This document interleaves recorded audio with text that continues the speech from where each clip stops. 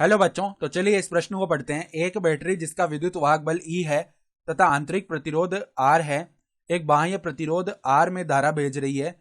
सिद्ध कीजिए कि बैटरी द्वारा प्रतिरोध R को अधिकतम शक्ति तब दी जाएगी जबकि बड़ा R बराबर हो छोटे R के। यह अधिकतम वैद्युत शक्ति कितनी होगी। ठीक है, तो हमें अधिकतम वैद्युत शक्ति भी बतानी है और यह भी बताना है, मतलब सिद्ध करना है कि जो बैटरी द्वारा प्रतिरोध आर को अधिकतम शक्ति दी जाएगी वो तब दी जाएगी जब बड़ा आर जो है वो छोटे आर के बराबर हो। तो प्रश्न में आगे बढ़ने से पहले इस प्रश्न से संबंधित जो मुख्य उदाहरण है उसकी हम चर्चा कर लेते हैं। तो देखो यहाँ पर हम जानते हैं कि हमारे पास यदि यदि सेल यदि सेल का विद्युत वाहक बल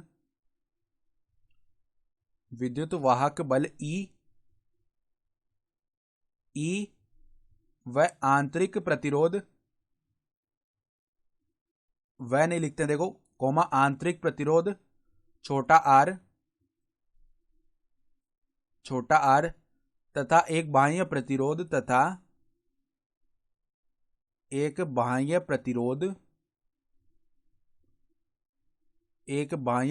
उसे हम बोल रहे हैं बड़ा आर हो। तो देखो सेल में प्रवाहित धारा क्या होती है। सेल में प्रवाहित धारा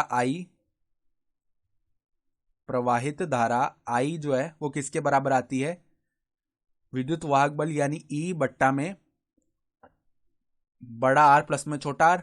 ठीक है, तो अब हम आ जाते हैं इस प्रश्न के जो मुख्य हल है उसके ऊपर।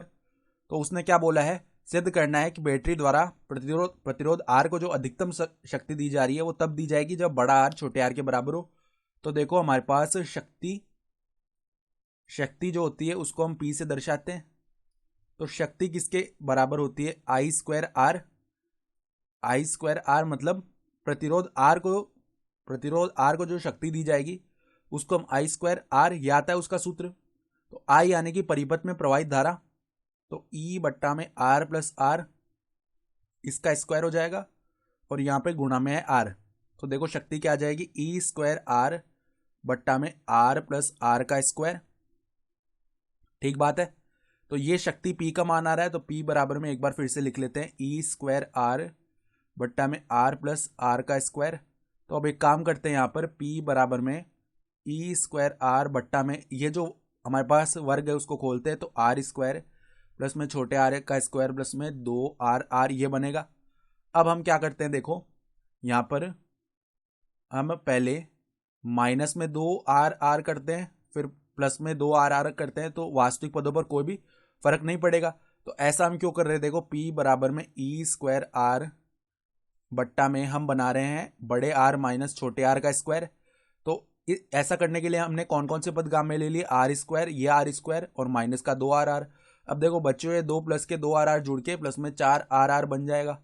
तो अब देखो P का मान अधिकतम करने हेतु, P का मान अधिकतम होने पर, P का मान अधिकतम यानी शक्ति का मान हमें अधिकतम चाहिए ना, तो P का मान अधिकतम होने पर दाएं पक्ष के हर का मान न्यूनतम होगा, ठीक है। तो दाएं पक्ष का जो हर है उसका मान न्यूनतम होगा तभी शक्ति का मान अधिकतम हो पाएगा। तो अब देखो R माइनस आर का स्क्वायर है, इसका मान न्यूनतम क्या हो सकता है, इसका न्यूनतम मान 0 हो सकता है ना। बाकी तो ये सदैव धनात्मक ही रहता है, ज्यादा से ज्यादा ये क्या हो सकता है, 0 हो सकता है। ठीक है, तो यहां पर देखो हमारे पास R माइनस आर, इसका मान 0 आ जाएगा, यानी यहां पर R बराबर R बन गया। तो ये हमारे पास प्रतिबंध आ गया और ये हमें सवाल में सिद्ध करना था। तो यहां पर हम लिख सकते हैं इति सिद्धम। उसके अलावा हमें क्या पूछा गया है, हमें यह भी पूछा गया है कि सिद्ध कीजिए बैटरी द्वारा प्रतिरोध आर को अधिकतम शक्ति तब दी जाएगी, ये सिद्ध तो हमने कर दिया। अब अधिकतम जो वैद्युत शक्ति कितनी होगी वो भी हमें बताना है। तो वैद्युत शक्ति हमने क्या लिखी थी, P बराबर देखो E²R बट्टा में आर प्लस आर का स्क्वायर है ना। तो अधिकतम की बात कर रहे हैं, तो यहाँ पर P मैक्सिमम का मान लिखेंगे, तो यहाँ पर क्या आ जाएगा, E²R बट्टा में देखो छोटे आर की जगह अब हम बड़ा आर लिख सकते हैं, तो R प्लस आर यानी कि 2R का स्क्वायर आ गया ना इधर। तो ये कितना बन गया, ई स्क्वायर आर बट्टा में यहाँ पे 4r² आ जाएगा। तो एक आर से एक आर विभाजित हो गया, तो ये कितना बन गया, ई स्क्वायर बट्टा में 4r बन गया। ठीक है, ये हमारे पास में अधिकतम शक्ति का मान आ जाएगा और यही हमारा क्या हो गया, उत्तर हो गया। तो आशा करता हूँ कि आपको ये प्रश्न समझ में आया होगा। धन्यवाद।